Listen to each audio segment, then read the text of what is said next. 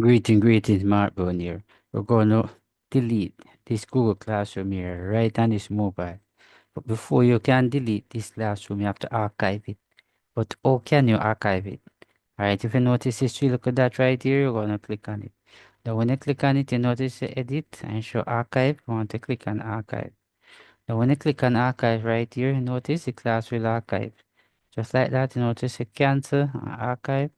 So you click on the word archive. You notice you haven't seen the class. So you wanted to delete it. You're going to come right up here. See these three little strokes right here. You're going to click on it. And notice when you click on it here, you're going to scroll up. Notice right here is the archive class. You want to click on that.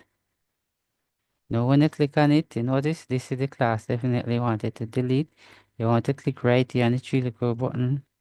That right here. You notice you click right here, so you can restore it and show that you can actually delete it.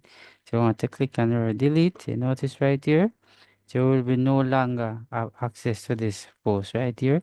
Notice it's a cancel. I notice right here, so delete. So you want to delete it. So you click on it. Definitely show this. Alright, so there's no class in the archive. You click right here again. Alright, you go back right here to classes. And this is how you actually delete a class right here in Google Classroom on your mobile device. So thanks for watching. See you in the next video.